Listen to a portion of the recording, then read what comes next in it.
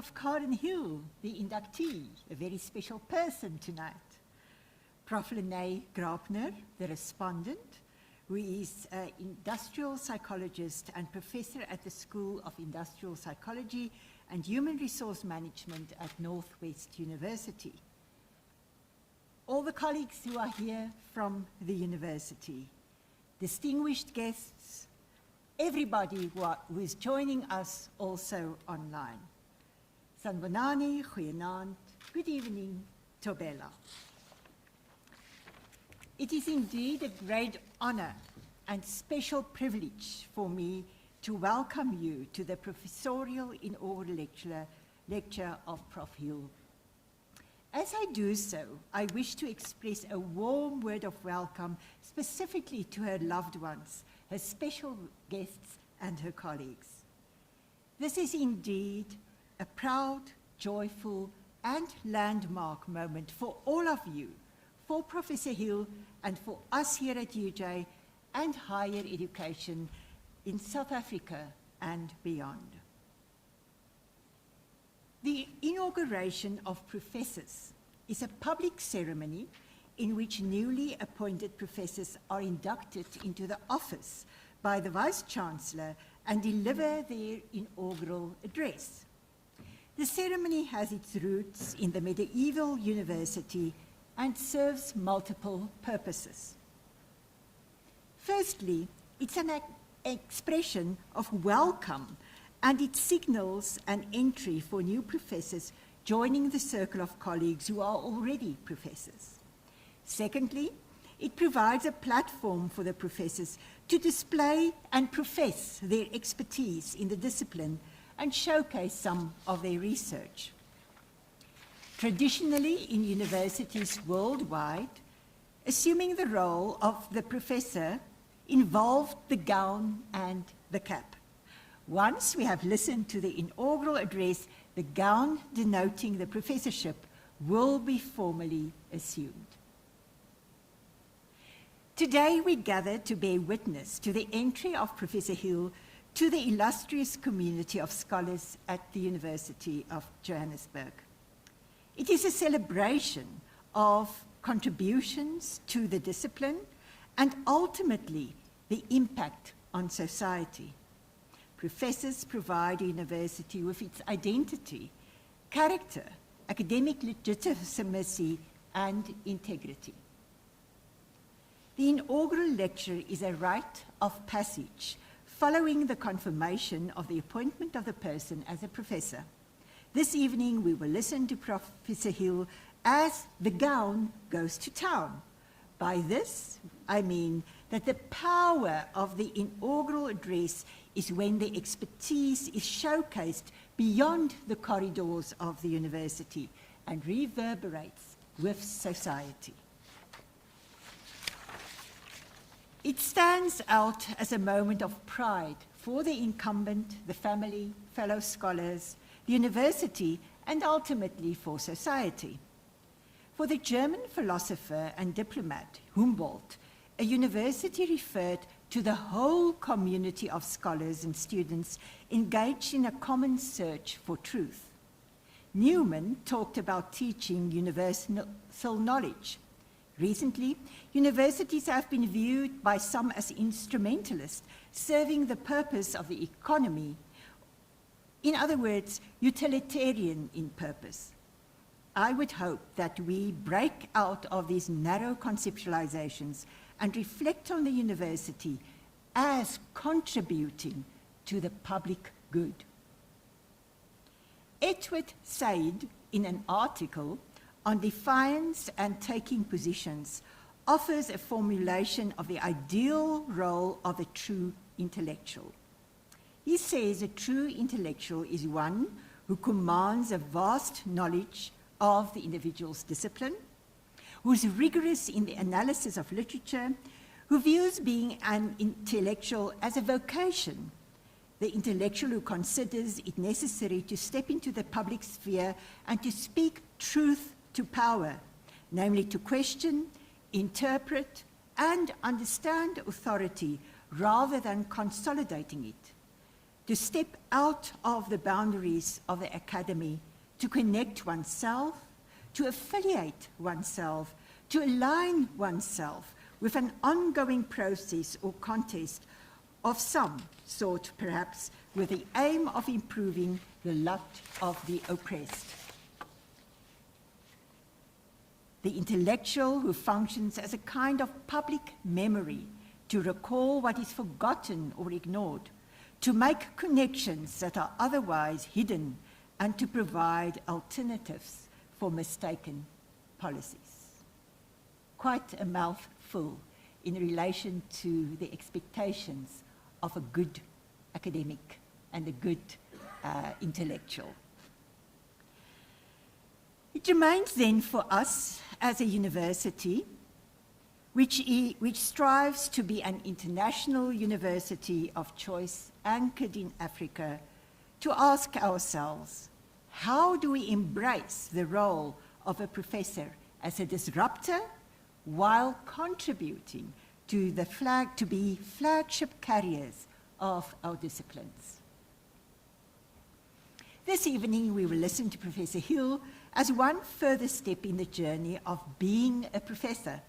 This is a journey which does not culminate once this lecture has been given.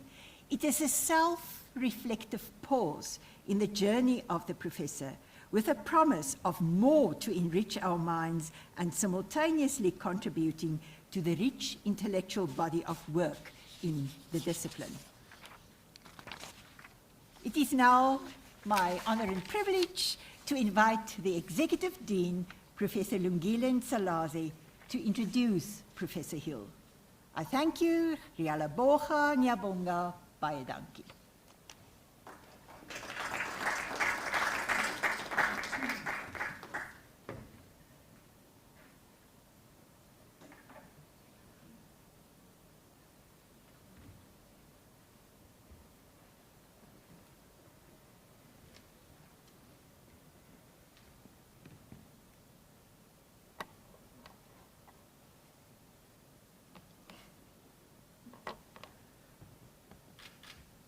Thank you, Prof Crawford, and good evening, ladies and gentlemen.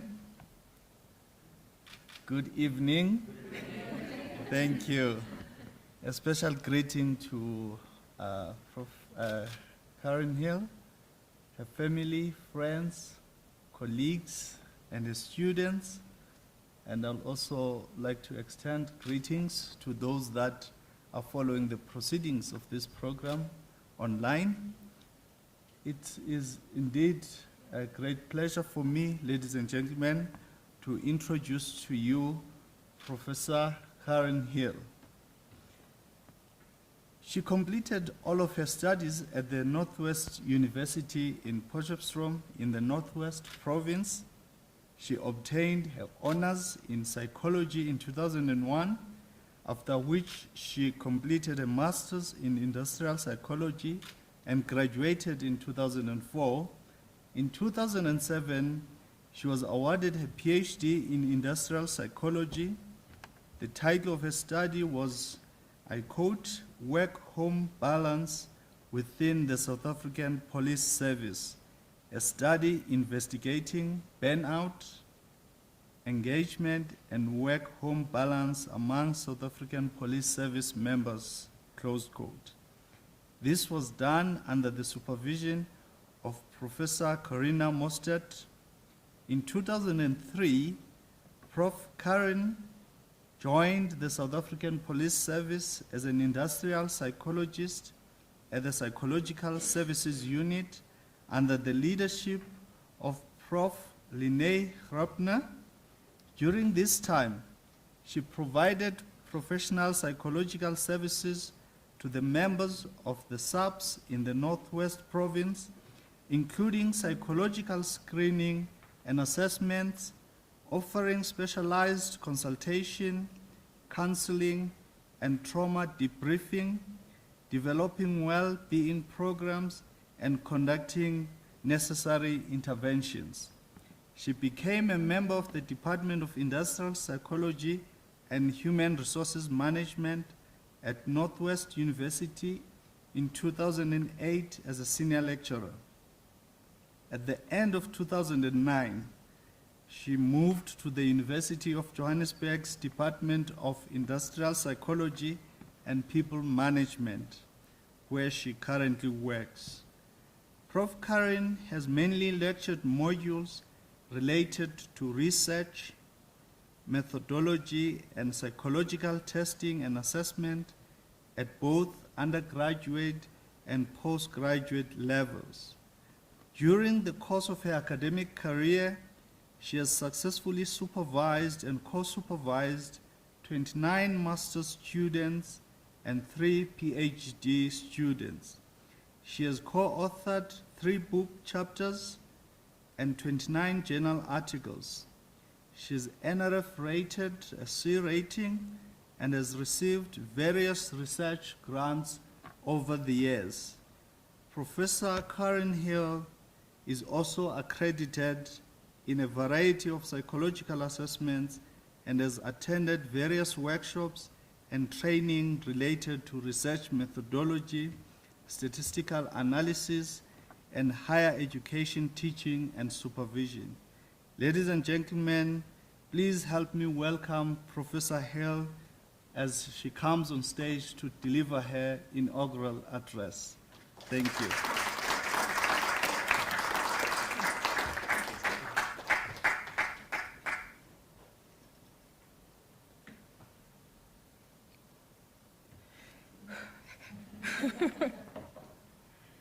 Dear Professors Gravett and Talaze, colleagues, family, friends, students, old and new, it's with a, and Monpo, hello.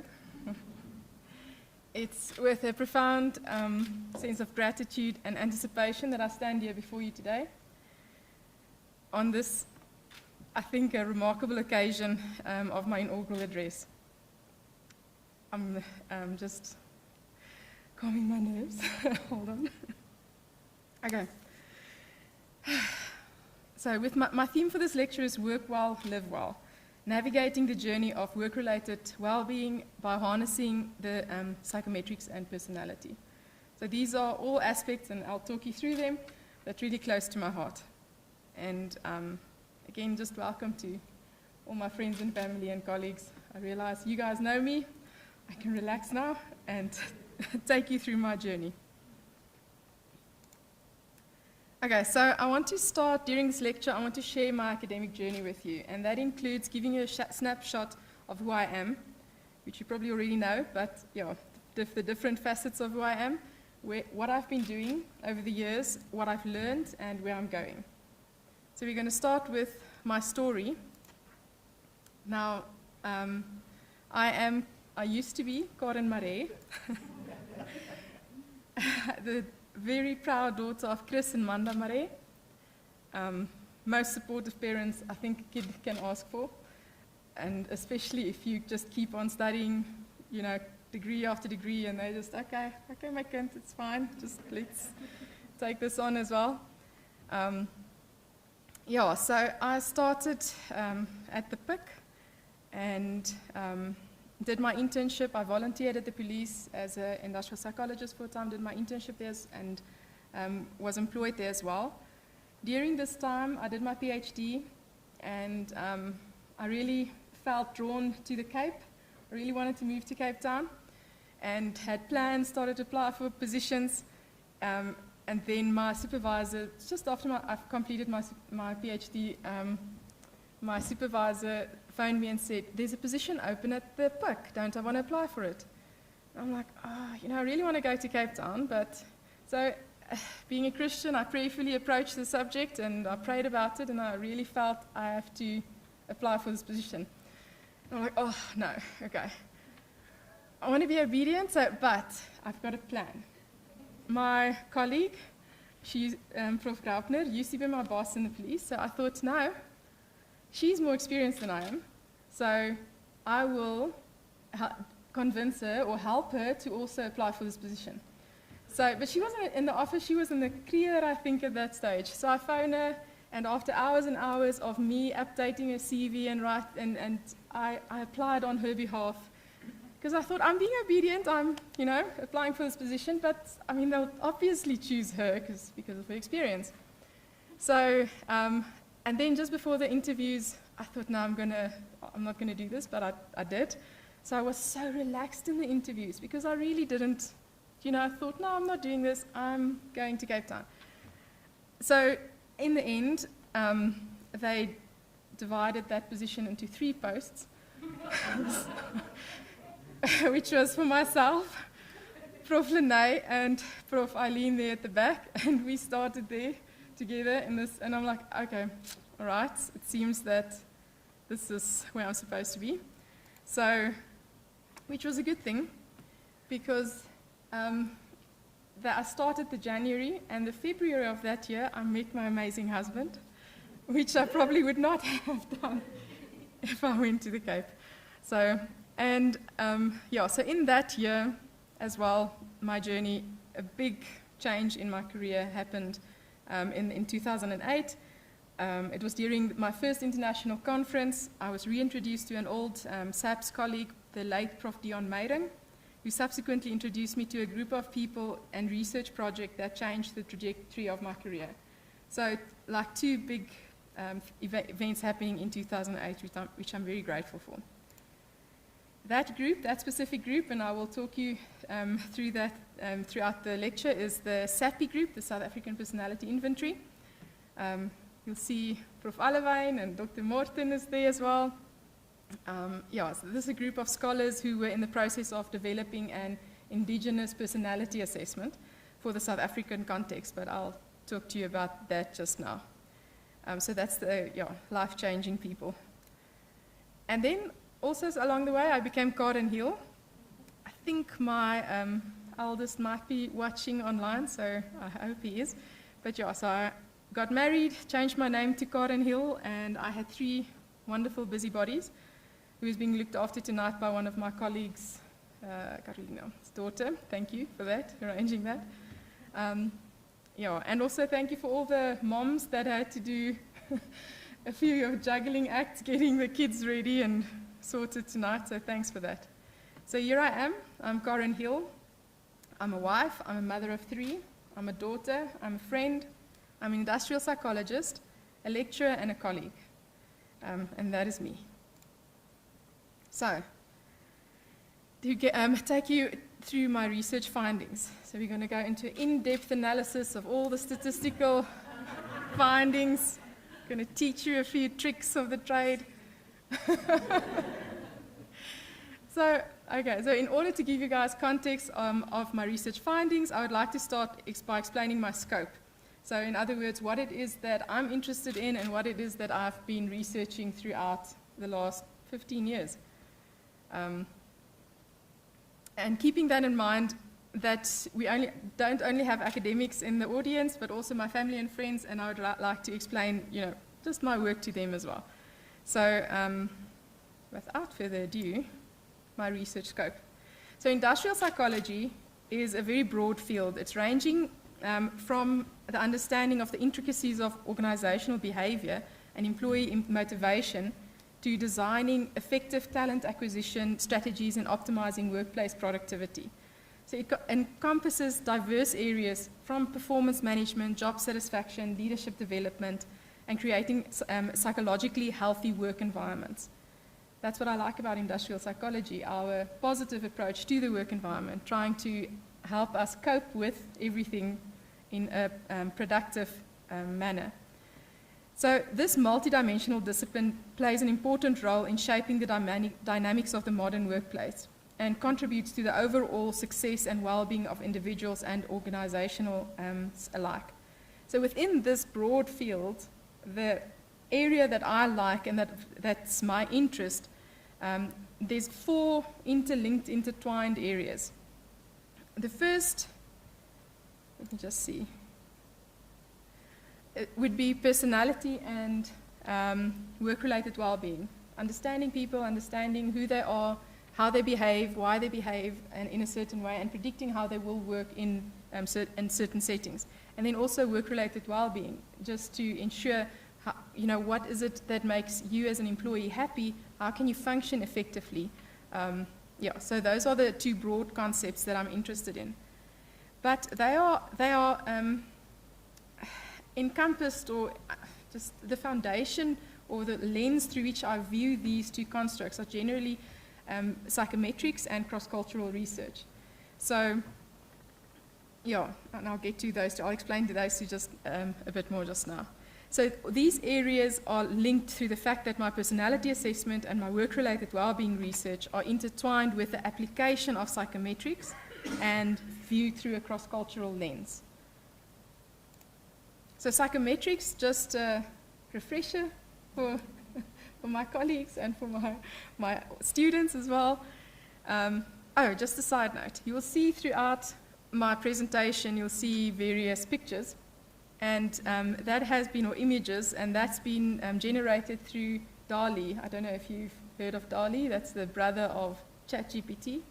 I found that when I'm overwhelmed with a certain task, I find things to do that's interesting and new so that I can get through a task. So doing the presentation by discovering, you know, something like DALL-E. DALL-E creates images that looks like paintings, but just by through the input that you give it. So, yeah, you'll see it's quite interesting, but focus on the task at hand. So back to my presentation. To start off with, psychometrics is the science and methodology behind creating effective psychological assessments. And I'm sure all of you at some stage completed a psychological assessment, you know, whether it be a personality assessment, an intelligence assessment, work-related well-being, burnout, engagement, anything like that. Psychometrics is the science behind that to make sure that this is valid, it's reliable, so you can use it, it's measuring what you say you want to measure, it's always measuring that specific thing. It lends itself to, or it creates a standardization process, so that when you apply psychometrics, that it's always applied fairly and consistently across to, you know, the situation or to whoever you are assessing with psychological assessments. So, I lost my place now. Oh, there it is. Okay. So when we gather reliable and valid data about people, we can understand individuals better because the data is reliable, the data is valid. I lost it again. Okay, we can anticipate the potential behaviors, and that's the important part of psychological assessment, is in many instances we apply psychological assessment in the workplace to understand how people are behaving now, but also how will they behave. Will they behave in a manner that is productive or that is required from the position that we want to employ them in? So psychometrics is that tool that us as researchers can use to develop these reliable and valid and standardized assessments. So we can understand, we can predict behavior, and then we can make a decision based on that data that we've got. Now, so that is the psychometrics part of my interest. The next part is the cross-cultural research. So South Africa is a country rich in cultural diversity, with a history marked by significant social and political changes. Now, psychological assessments used in this specific context need to be culturally relevant and sensitive to ensure that we've got accurate measurements. Now, we as industrial psychologists and assessment developers in South Africa face the challenge of developing tests that will capture the experiences, the beliefs, the values of these various cultural groups. So you can capture that while still maintaining reliability and validity. This effort ensures that individuals from different backgrounds are accurately assessed and that their unique attributes are accounted for. In addition to our academic duty of ensuring precise psychological assessment is also legally regulated in South Africa. So we also have a legal responsibility to make sure when we do develop assessments and when we use assessments that they are valid and reliable. So the Section 8 of the Employment Equity Act, 55 of 98, my students should always know this by heart. So it says that psychological testing and other similar assessments of an employee are prohibited unless the test or assessment being used has been scientifically shown to be valid and reliable, can be applied fairly to all employees, and is not biased against any employee or group. So that is from a legal requirement for us. So this legislation can serve to reinforce our commitment to perform our tasks diligently ensuring that our actions will positively impact the well-being of all South Africans. So against this background, my research is conducted with cross-cultural psychology and then psychometrics in mind. Now, keeping in mind that my research is intertwined with, as I just said, the application of psychometrics with a cross-cultural lens, I would like to start by reporting on what I've been working with specifically in terms of personality research. So, Alevane, you can come up and... No, I'm just joking. I'll explain that just now. Okay, so I would like to explain or to tell you about this SAPI project. And I know I've had many research projects, but of all of my research projects, the one that I've worked on, the South African Personality Inventory research project, has been the most prominent in my career. And I want to specifically showcase this part of my research for a few reasons. Because being part of a group like the SAPI research group, it has taught me so many valuable skills over the year that I'll elaborate on that a bit later. But it's by showcasing this project that I feel I can honor specifically the colleagues that's been an integral part of my career, but also the project, which include the late Professors Fons van der Vyver and Dion Meyring, and then Alevane Nel. It started with his PhD. So Leon de Beer, Velichka Velchev, and all of the students, there's a few students, that's gone through this project. One of them is Nadia, who's now a co-collaborator and a lecturer. And almost to be Dr. Sakaija, she was my first student at UJ in very quantitative masters, and now she only supervises qualitative students. I'm not sure how to take that. But she's also now a member of our department. So, I feel the SAPI has really touched a lot of lives, and that's why I would like to just tell you guys a little bit about it. And I really find it interesting. I think it's exciting. Okay, so this project started around 2004. I'm corrected if I'm not mistaken. So with one of my colleagues, Prof Alevane Nel's PhD, and I joined the project in 2008 at that conference in Germany. And till today, I'm now one of the core members of the team. There are some background to it. There are 11 official languages within South Africa, and for those that haven't read the news recently, the 12th one is now official. Sign language is also officially recognized as a South African language. The official languages generally represent broader culture groups throughout South Africa. So there's different dialects as well, but these are the broader cultural groups that we can refer to. South Africa has a multilingual population fluent and in at least 2 of these languages. isiZulu and isiXhosa are the largest languages, followed by Afrikaans, while English is spoken at home by only 10% of people. Some of them are my in-laws and my husband.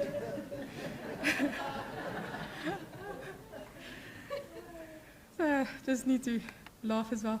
Okay, so now, given that the law requires that psychological assessment should be scientifically valid, reliable, fairly applied, and not biased, that provides the opportunity for, specifically in our field in personality psychology, it creates a space where a personality model that is indigenous to South Africa and to the South African context is needed, so that a measuring instrument can be developed that will reflect who we are. Remember, personality is a description of behavior, of how we prefer to behave. And we are different. South Africans are different from other countries. So we can, there was a gap to develop something indigenous. Aren't these pictures lovely? They're generated by a computer. Anyway, so if you take one step back, if we talk about personality models, we refer to the ways, as I say, how we understand and describe a person's unique traits and their characteristics. What makes that person who they are?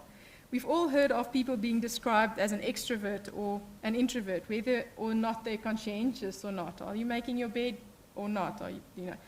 We talk about people or our kids that love adventure and are very unconventional, or those that are more traditional and risk-averse. Now, these descriptions of people are generally clustered together that make sense, in what we call personality models. Now, in industrial psychology specifically, in the workplace, the most universal models that we work with is the 5-factor model, which looks at extroversion, describes behavior or cluster behavior as extroversion, neuroticism, openness, agreeableness, and conscientiousness. That's the 5-factor model, or the big 5. There's also the 3-factor model, extroversion, neuroticism, and psychoticism. But again, you can see there's a bit of overlap. But this is a universal personality model, which means that wherever you go in the world, and if you are, if you work with personality assessment or personality psychology, this is the general assessments that's being developed and being used. And also in the workplace, assessments are generally based on the 5-factor model. You can get a person's score. He's an extroverted person or a very neurotic person, etc. These traits are general. They are found across cultures, across societies, reflecting fundamental dimensions of human personality. But when you explore various cultures, you find you will encounter certain traits that are specific to that culture that you are looking at. And that trait might not be as prevalent or significant in other cultures or in other countries. For example, and there's quite a few, I'm just going through a few. Where is it? Okay, the Chinese concept of face. For example, in the Chinese culture, face refers to one's reputation, social standing, and dignity. That is something, a person's behavior, that's very important in that specific culture. It is about maintaining a positive image and avoiding actions that could lead to embarrassment or loss of respect. For instance, declining a job promotion to avoid potential failure would be a way of saving face. So that is that's a personality trait. Are you high on saving face or low on saving face? Cheong is a Korean term that signifies the feeling of satisfaction, delight, and a deep emotional connection. So example of Cheong would be experience immense joy and fulfillment when spending quality time with loved ones during a festive occasion.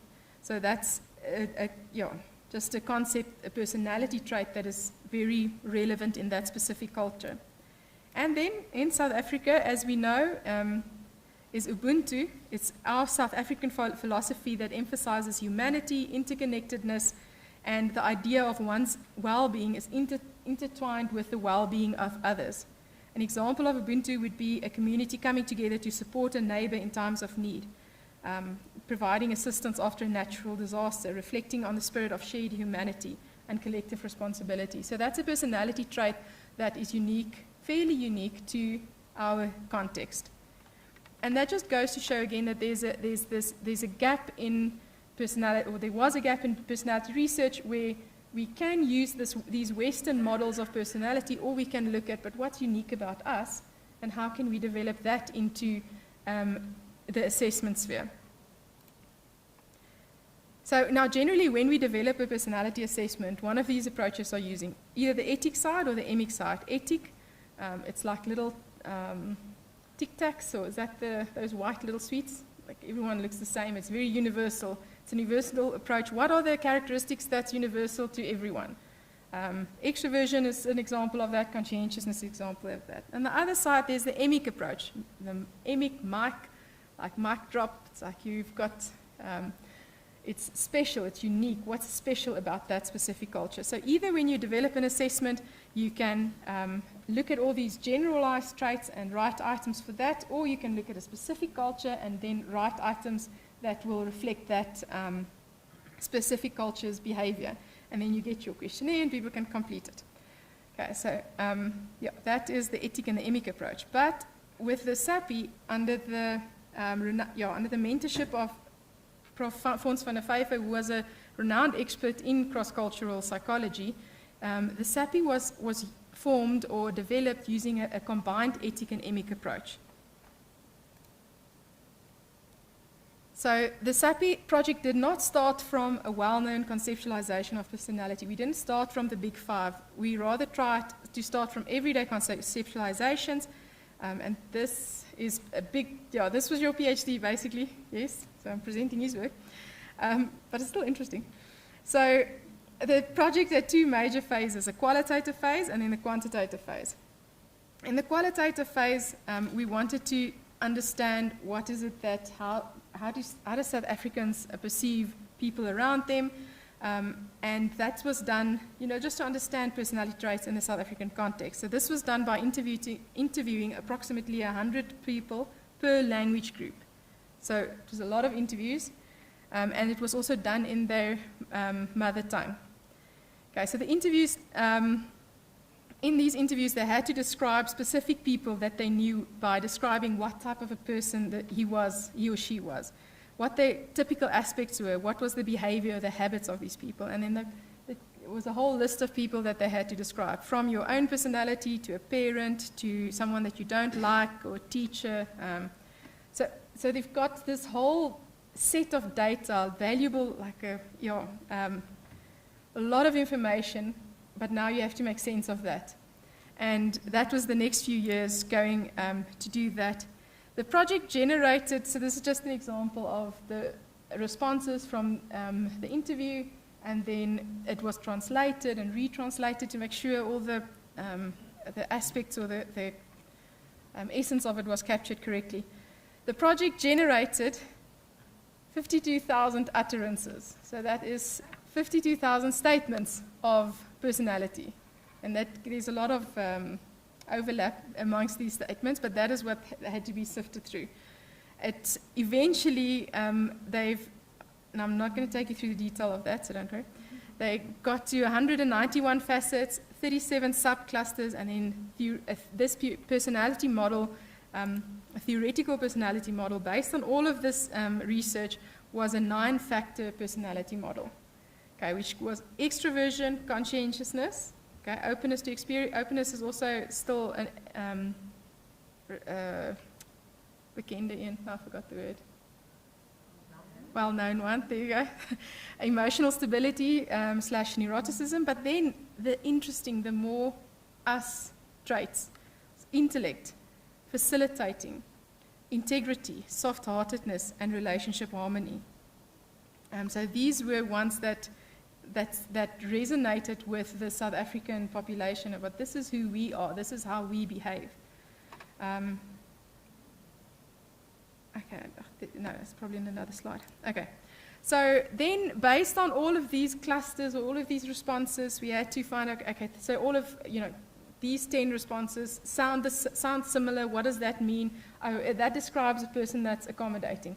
Okay, these set of responses, what does that represent? Okay, that's someone that is argumentative. And then it's through this whole theoretical or process that to narrow it down to those 9. So this is just an example of subclusters and then a facet in a cluster. So something like relationship harmony consists of being approachable, conflict seeking, that it is what we are apparently, interpersonal relatedness, and meddlesomeness. And then if you unpack that specific trait a little bit more, then you get to approachability means someone that is accommodating, someone that is approachable, someone that's not arrogant, that would be flexible or humble. So that's just the qualitative structure of the SAPI. Then we go over to the quantitative phase. So now we've got all these utterances, we've got this theoretical framework of what personality looks like in South Africa, but can we use it? Can we practically use it in an assessment to eventually make recommendations on whether the person is fit for a specific role based on his personality traits? And so, we had to consider original responses per facets. And this is an example of some of the facets and subclusters that was relevant in certain language groups and did not necessarily appear in some others, which I found very interesting. So something like accommodating, very relevant in some of the language groups, not in Afrikaans, but we are very welcoming. That's where the English might not be that welcoming, although my in-laws are the exception to the rule. I love them. But then if you look at some of the other facets, so this makes me so excited to see who we are and that there's so much that we share in this country together. is that we strive to have good relations with another. It's the exception to the rule that you'll find someone that's just really difficult. We strive to be peaceful. It's in our nature to be peacekeeping and well-mannered. It's also in our nature to be a bit meddlesome, it seems, across language groups. To gossip and to interfere, it seems it's okay. We can accept ourselves.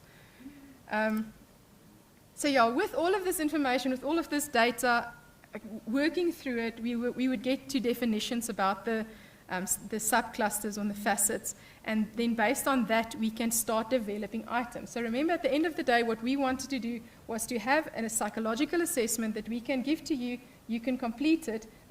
When we've scored it, we can see, okay, you score high on extroversion, low on neuroticism, etc., and then make decisions based on that. But so this process, to get that, you need to define the concepts properly and write your items so that it represents those definitions. And that's just the process that we went through. So the content representative responses was, for instance, considering his position in the workplace, modesty. But what we take out from that scientifically then is being modest or being humble, not bragging, humbling oneself at home. So those are the retained, or what we call modified item stems. And then we wrote the items for it. We've got the definition of what it is to be humble according to South Africans across cultures, and we wrote items. I am modest, I regard others as equal to me, etc. So when a very humble person in a South African context completes this assessment, then they should, if it's valid and reliable, score high on the facet humbleness. So that's how we got to the items. Now, we wrote, and we meaning the SAPI group and all of our wonderful students during the year, but I remember this was like a 2-3 year period of just writing items. We wrote 2,500 items. Now, I don't think anyone's going to complete a questionnaire that's 2,500 items long. So through statistical analysis, which you can go read about in our articles, I'm not going to bore you with that, we managed to reduce it, and then add a little bit more again. That was with Nadia's study, I think, add 24 more. And we've gotten to 2 sets of questionnaires. We've got our more comprehensive 170 item version, and then we've got our shortened version, the 60 item version, which is still being assessed, but the 170 items been thoroughly investigated and been found to be valid and reliable and scientifically fair. So remember, we started with a 9-factor structure, but that was theoretical. So that's just based on our understanding of all the constructs. But we have got take statistics hand in hand with theory, and with a statistical process, we've got an empirical structure which comes down to 6 factors: conscientiousness, extroversion, neuroticism, openness, and then positive social relational disposition, a very long name. It's the best we could come up with. And then negative social relational disposition, which it's not the opposites of each other. Each one describes certain personality traits. So we also, and pause here, we translated the SAPI into we translated the SAPI into Tsivenda and Sesotho, but our research shows that these versions of the SAPI cannot yet be positioned as an equitable alternative when using an indigenous version. So we still definitely need work on it, but it is the heart of our project is to get to a place where this project can be, or this assessment can be translated in the various languages, and that the results will mean the same whether you complete it in English or whether you complete it in Afrikaans or whichever language so that it's an ongoing process. But we've tried so far. Failure is also, it's learning, still learning. So what is unique about the SAPI, and what I love about it, because I just see it in our everyday lives, is the positive and the negative social relational disposition facets. The one focuses on a person's tendency to manage your relationships with others positively, and the other one describes to what extent do you approach relations with others in a more controversial manner, which some of us, we just like to do that. We do have arrogance, conflict-seeking, deceitfulness. Deceitfulness sounds worse than it is, I think. It's just sometimes you hide, you want to spare someone's feelings, so you're not going to tell them the truth about something, but in essence, you're still deceitful.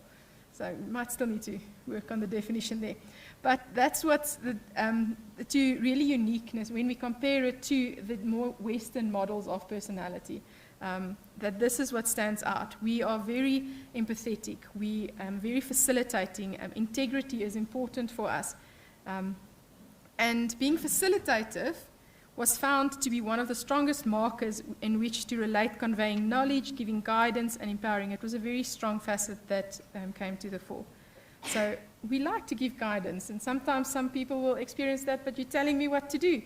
I see it as I'm facilitating. I'm just guiding you in the right direction. I'm not telling you what to do, maybe.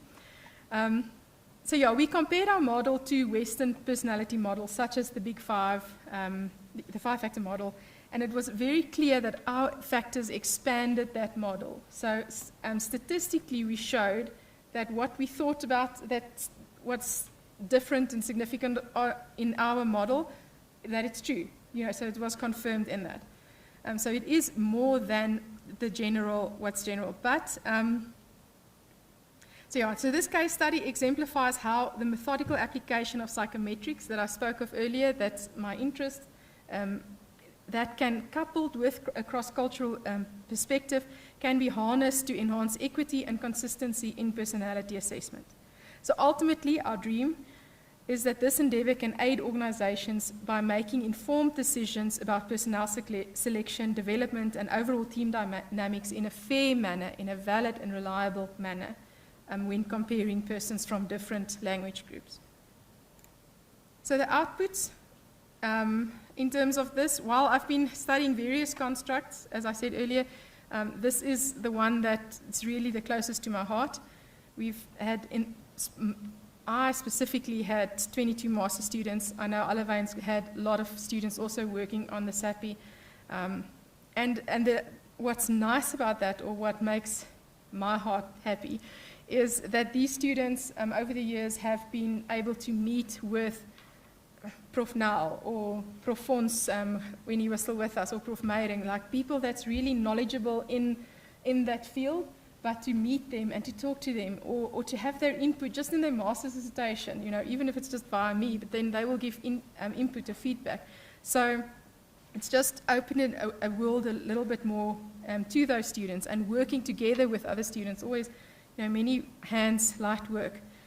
And this project enabled me to apply for grants. We've got a lot of publications, journal articles, so it's just, I really like this project. Okay. But even greater than these outputs were the relationships that I formed with my collaborators and with my students in this process, and which I suppose I'm proving the point that South Africans are very relational. So the late Prof Fons van der Vyver and Prof Dion Meyering played such an integral part in my own personal development as a researcher. I remember sending something to Prof Fons to work through an article, which was a long article, and it would take me a few days, maybe a week, maybe more. And the next day he sent me the feedback. I'm like, wait, he's so busy. How can he do it? Why can't I do it? I need to, rethink that. But I am really sad that they can't be here today to celebrate this achievement with me, because, their input has been invaluable.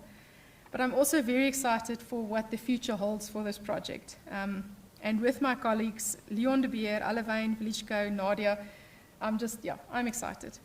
Their dedication, expertise, and unwavering support have not only contributed to the success of this project, but also underscored the importance of the collaborative spirit in the pursuit of knowledge, is that we can really achieve more when we work together.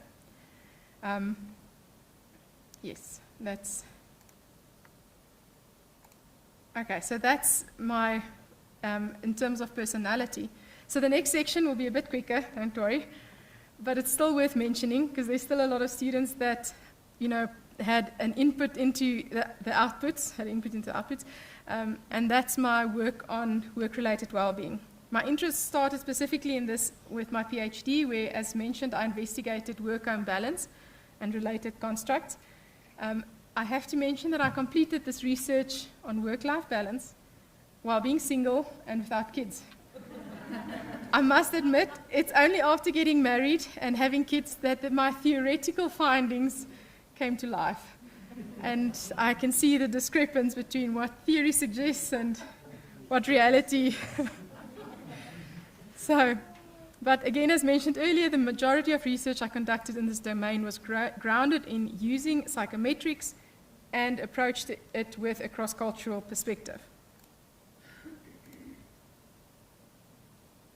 Okay. So this is just an example of all the main constructs that I investigated in the domain of work-related well-being, cultural intelligence. Where's Azania? That was you. Yes. Anxiety, work-home interaction, work locus of control. That was Lyle. It's over there. Psychological well-being. Natalie can. Oh, I like seeing the students here. It makes me very happy. Okay, sorry, focus. So, yeah, you can see the links what we found. Personality is linked with anxiety, with work-home interaction, with job crafting, etc. Yeah, it's just, for instance, your level of psychological well-being is linked to your level of job satisfaction. Your burnout is related to work-home interaction.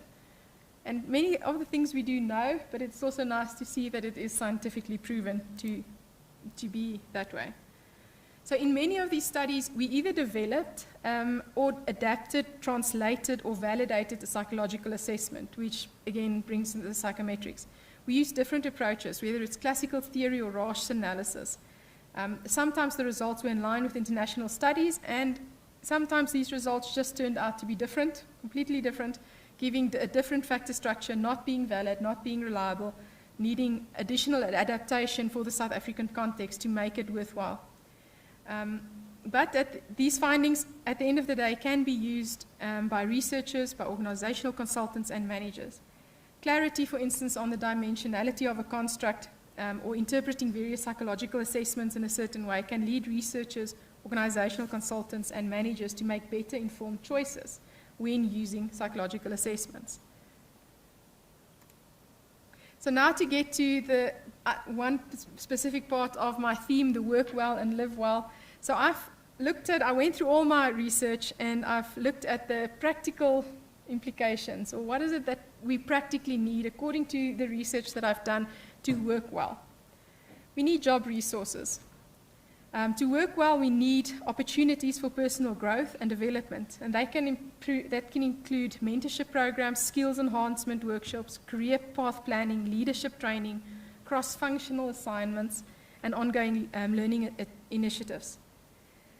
We've also found that the higher your organizational support, the more you will experience clarity about what you are supposed to do, which is something that we need to work well. Is if you know what you're supposed to do, it helps. You're not going around in the dark. So you can actually achieve something in your work. We need to find ways of reducing stress at its source by trying to prevent what is posing a threat from occurring. And although that might be easier said than done, but that's the problem-focused coping that we also need. So we need coping skills. And sometimes we might think that we know these things, but at times it's also important that we are taught certain things and not be like arrogant, as the SAPI suggested some of us are, but be more teachable and say, okay, I don't know necessarily how to live well or work well. So what can I do to change that? We need to ask for help when seeking advice, whether it's seeking advice, assistance, or information, seeking moral support or understanding. And we need to, it seems that the more meaningful your job is, the more confidence you will have in your own ability to do your work. So if your job is really not providing you with meaning, that is a question. But at the same time, the sad reality is that in all of my studies, I found that participants' level of exhaustion was generally higher than any other construct measured. So consistently, over the last 15 years, people are exhausted. It seems there's just a high level of exhaustion. So what do you do? How can you counter that?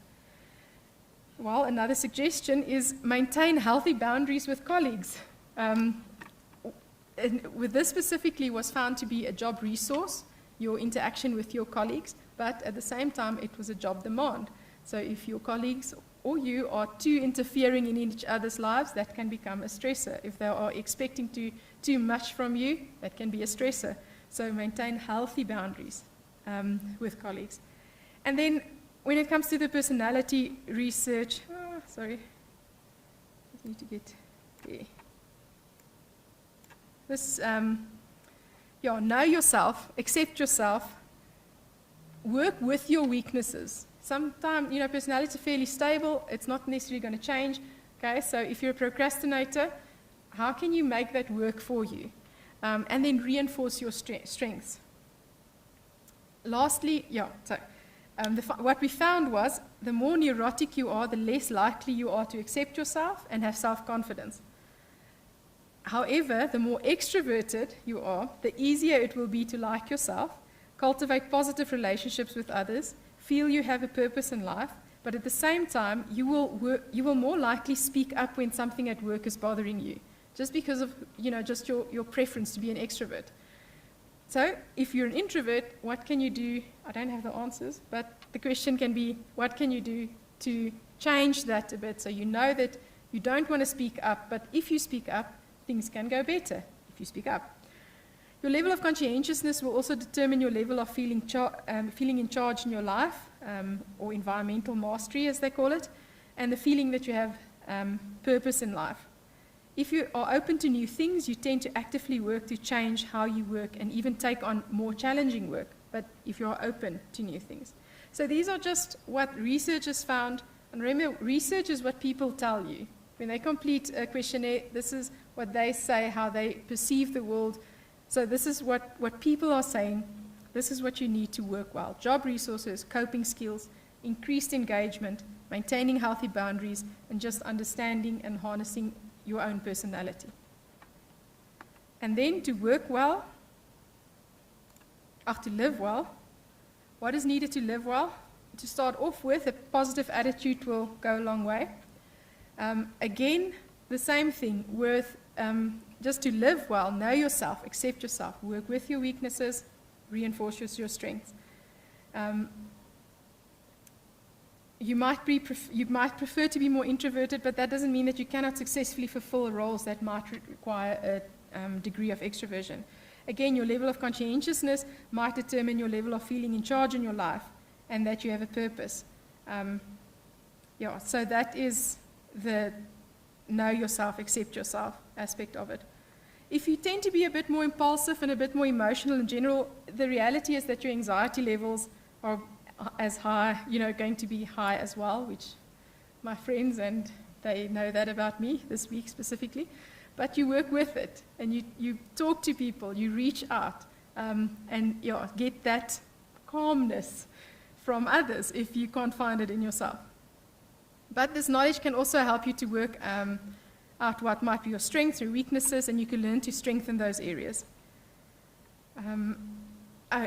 Very interesting finding that, and you don't underestimate the effect that physical health has on your own level of well-being, but also understand your preferences will affect how your partner experiences life. In a very interesting study, we specifically found that when wives are generally more conscientious, more composed, respectful, not angry or worried or fearful, husbands have experienced that their home life and their work life just integrate much easier. It's just, very happier life. If the wife is conscientious, respectful, not angry. Strangely, so in this study specifically, we asked husbands and wives to complete it. So there was a dyad. So the husband and wife completed the results. So we analyzed that. Strangely, a husband's personality did not affect the wife at all. So, when we wrote the article, it took a very long time to understand that, to explain it, and I can't explain it. So the interaction between work and home domains doesn't affect a wife's, how a husband behaves. So you can really find interesting things when you ask the right questions. So wives, you need to be respectful, be composed. Okay, so that's the live well part. Okay, so what did I learn? I learned a lot of theoretical things, but what's at the core of what I've learned in my journey? Okay, I'm very glad. Okay. So, I enjoy my research. I find it exciting. Sometimes it becomes boring if I stay too long on one thing, then I want to just try something new. I've got all these new ideas, but so I get excited about my research, and it's been an honor to share, especially the SAPI project and the Live Well and Work Well parts with you. But besides the actual findings that's been published, so if you really want to go read it, you can, I would like to share with you what I found throughout my career. And in preparation for today, this scripture just came up the whole time in various places. And that is in Mark 2, verse 1 to 5. So I'll quickly read it. A few days later, when Jesus again entered Capernaum, the people heard that he had come home. They gathered in such large numbers that there was no room left, not even outside the door, as he preached the word to them. Some men came, bringing to him a paralyzed man, carried by 4 men. Since they could not get him to Jesus because of the crowd, they made an opening in the roof above Jesus by digging through it and then lowering the mat the man was lying on. When Jesus saw their faith, he said to the paralyzed man, "Son, your sins are forgiven." You can read the rest, but this story, the more I thought about it, from the beginning of preparing for today, this came up. And this is now the only image that was not generated by DALL-E. DALL-E could not. So this is just from Google Images. Okay, so the more I thought about it, the more it made sense to me that when I look at this picture, I see a few things. First, I see a sturdy, seemingly valid and reliable structure that they made to transport their friend. So the validity is there, reliability is there. And that is what psychometrics are in my field. It is a structured approach to understanding psychological constructs. It is our research that we do, our work, our jobs. But, and that's the thing, without people, we won't get far. That structure will just lay there. We need people. We are social and relational beings. And we need friends and colleagues, family, people around us to help us reach our goals. Whether it is that we are striving for success, whether we're striving for balance, whether we strive for meaning or for healing, it will be those that we position around us that can help us get there. So I'm not making little of our own drive or ambitions and hard work. But that can also just take us so far in our journeys. When I look at this picture, I also think of the different types of people that we need in our lives. We need someone open to new experiences. Come on, let's make a hole in the roof. That's how we're going to get there. This will solve this problem. I've got a plan. I have a plan. Then we need someone who is conscientious, someone with integrity. Okay, I hear that we're going to make a hole in the roof, but we have to make sure we're not making a big mess, and we have to reimburse the owner at the end of it for any damages that we clearly are going to cause here. So we need someone like that. We also need the extrovert that will make way. There's a lame man in need of healing coming through. We need those people in our lives. We need the positive social relational person. Hey, it's okay, friend. We're almost there. How are you feeling? Are you okay? Hold on. Jesus is just there. We need those type of persons in our lives. So it's important that we position different types of people around us to help us to get to success, balance, healing, meaning.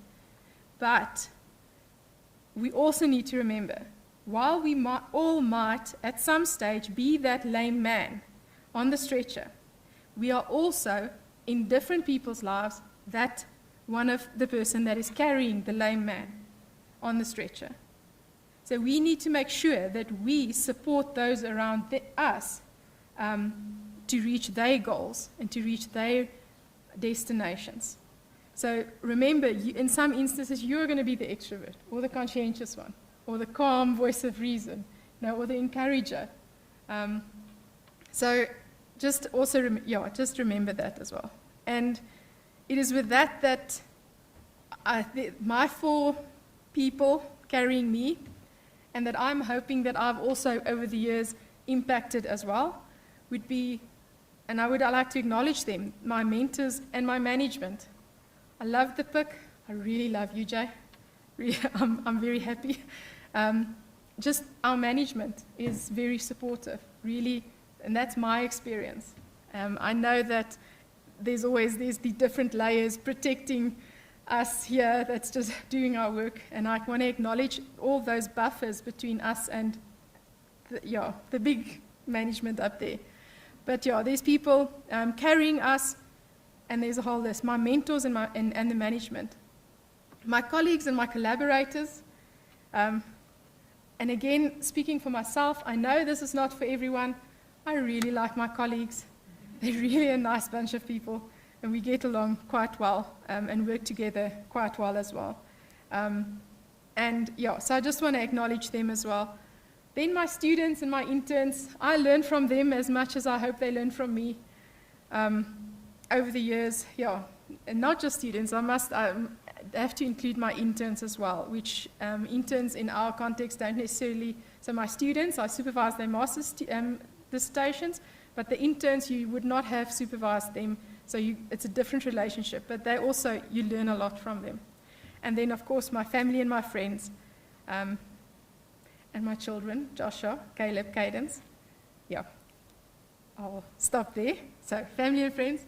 So I just want to thank you guys for being part, each one of you sitting here tonight. I appreciate that you are here in this journey with me. And I can't remember what else I was supposed to say. No, I just want to... Okay, so where to now? Well, the SAPI, there's still so many things that we want to do with it. It's still very close to my heart. One specific project that Dr. Morten, one day Prof, Dr. Morten and I are working on at the moment, or started with, is the just to develop the SAPI for semi-literate and illiterate blue-collar workers, so that an interview, semi-structured interview format of the SAPI, so that that can also make a difference in that workspace. So I'm quite excited about that. So if you know of a PhD student that would like to, go onto that project, welcome to talk to me. And then, while applying, and I'm sad that he's not here tonight, but while applying for promotion, I had to complete a teaching portfolio. So my colleagues that still needs to apply, start now with your teaching portfolio. Don't be a procrastinator, be a precrastinator. Start long in advance. So a teaching portfolio is a very thick summary. Oh, wait, my friends knew because they walked this journey with me. It's a very thick thing of everything that you've done and want to do. So during that process, and through other CBE functions, I engage a bit with Prof Sivan Chetty, our Vice Dean of Research. And he has made such an impression on me. And listening to him talking about teaching and learning, it really ignited an interest in me when it comes to that. So, and I love my lecturing, I love my teaching, teaching my modules, but that is maybe where to now. That might be something that I'll look into in researching better ways to teach, to assess learning, so that, who knows, maybe that's also a road that I'll be exploring. So, to end off with, our head of department, Prof Crystal Hool, noted in a welcome to the second semester in an email, our aim is to serve and to make a difference, and that we will be more and more intentional in what we do.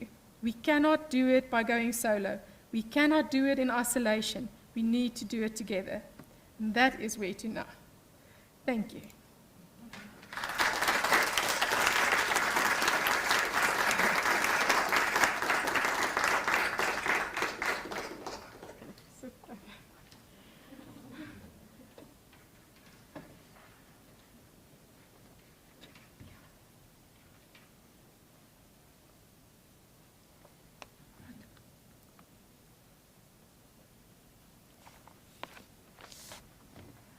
Sure. Don't you just feel you want to go home and start researching something?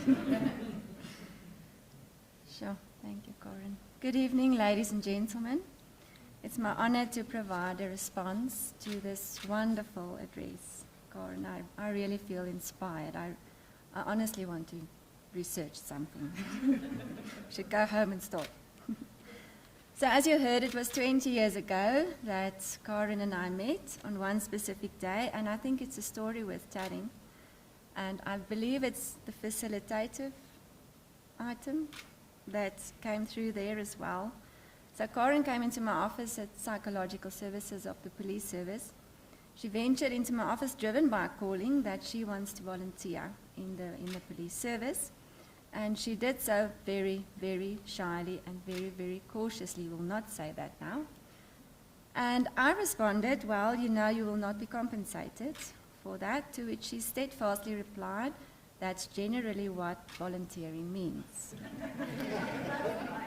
And so began our journey, a journey that I humbly acknowledge as a privilege to have witnessed, Carin. It is true, your journey was and is divinely called, and you made the accompanying effort.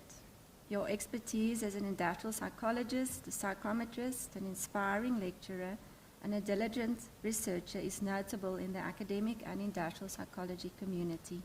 You made a significant contribution to the profession with your dedicated research. Your life's work speaks of a unique combination in the industrial psychology field. Your expertise as a researcher is evident in how you approached your cross-cultural psychology research. You mentioned that you worked as part of the SAPI team, but it still takes dedication and commitment to bring your part, and very much like the parable you shared.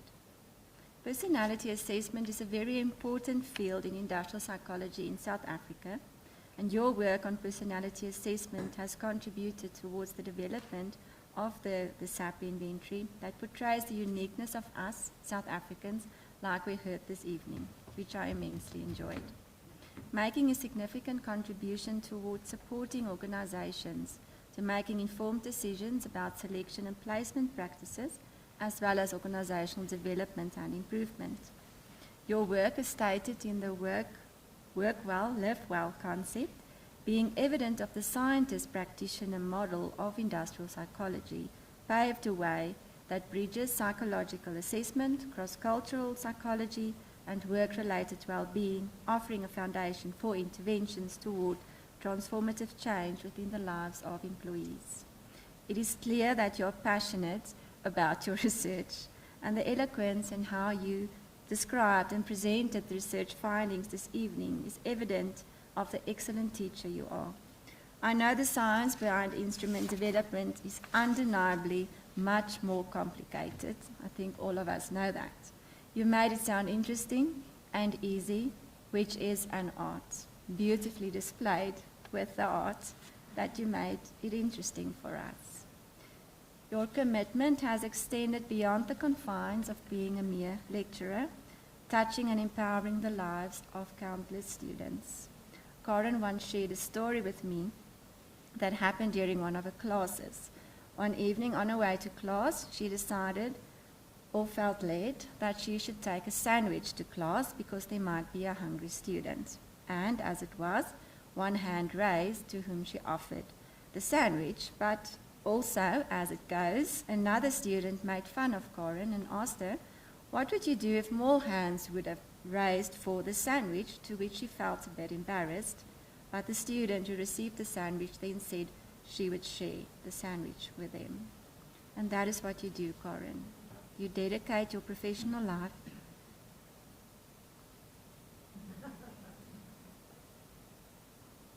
to making things better, to empower and to equip with that strong sense of intuition, fostering environments that nurture growth, with a touch of that true original thinking all over the place. In the realm of mentorship, you have come full circle. Guided by the wonderful mentors and colleagues that preceded you, you now provide the same guidance from the wealth of knowledge you have gathered. And perhaps one day you will find a shy student asking for a volunteering opportunity, and you will know exactly what to do. Thank you for being such a mentor to me in my research career. I have really learned so much from you. She left out the part that she also made me enter for my PhD degree, facilitated the process, I believe. And together we obtained our PhD, but you were instrumental in that, and thank you. I'm very grateful for you, for what you have meant in my career. But today we celebrate your achievements, your dedication, your unwavering commitment that has seen you navigate long hours, balancing your own home and work life. I have seen you do this with profound joy in the meaning you gain from your work. You have made a meaningful contribution to the profession of industrial psychology, both nationally and internationally, and in doing so, you have influenced numerous lives of students and colleagues. Congratulations, dear Carin, and may your path continue to unfold true to your calling and your purpose. Thank you.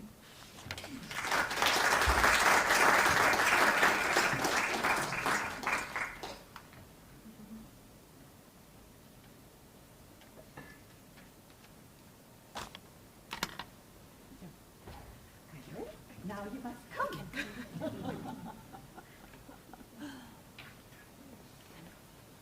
Yeah, we will.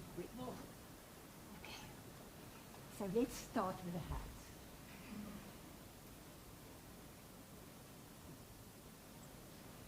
Turn around.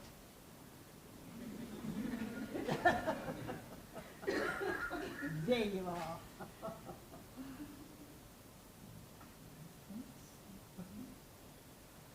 And she's being robed.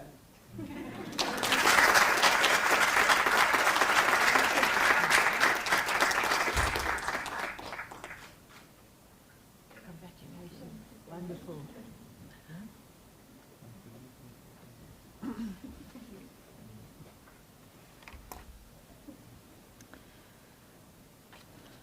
So, a warm word of congratulations with this momentous occasion, very special occasion in the life of any academic. When you were speaking, there were a few things that really stood out for me. In academia, we always stand figuratively on the shoulders of others. And you demonstrated that so well tonight. And good researchers understand also the value of working in a team with others, including fellow academics, but also, very importantly, our dear students. And again, you demonstrated that so well tonight. You said many hands make light work, but you also basically said many hands make strong work. And that was also part of what you conveyed to me tonight. So thank you for demystifying the development of psychological assessment. That was very informative. And yes, I believe you must be a very good teacher because you were able to take complicated concepts without oversimplifying them, but making them accessible to us. And I'm absolutely convinced everybody is now going to read those articles to understand the statistics behind them. The other leg of your work, which is, and I like this very much, know yourself, accept yourself, work with your weaknesses, and reinforce your strengths. I think that's a good advice for anybody, good life advice. And I loved the dancing pictures that you used when you said work well. Was that deliberate? Yeah. Indeed. Because I also thought how lovely to think of work as dancing. And there was also different types of dancing there, which was fascinating. What also spoke to me personally is the notion of purpose and meaning. And Prof Grabner, you also referred to the notion of meaning. One of the most favorite books in my life that I've ever read, and I reread it recently again, is the work of Viktor Frankl, Man's Search for Meaning, which is really so profound. And you also spoke about attitude. Okay, attitude is part of it, but that you can, what you live through in life, you can endure, even the worst circumstances, because it's about your meaning that you attach to that, and also how you would be thinking about the difficulties, how you would deal with the difficulties. That is your choice. It's always your choice. And that was for me implicit also in what you said tonight in your work. You also said you enjoy your research, and that was clearly evident tonight. There was a real joy in what you said and what you conveyed to us. So a warm word of welcome to being, you've been a professor for a while, but officially being part of the professoriate, and we really look forward to see all the excellent work that you will be doing in future. Congratulations once again.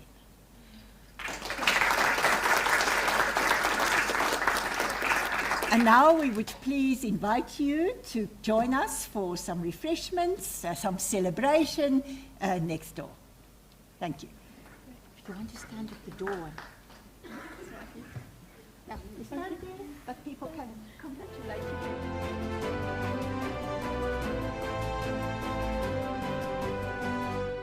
The University of Johannesburg, the future reimagined.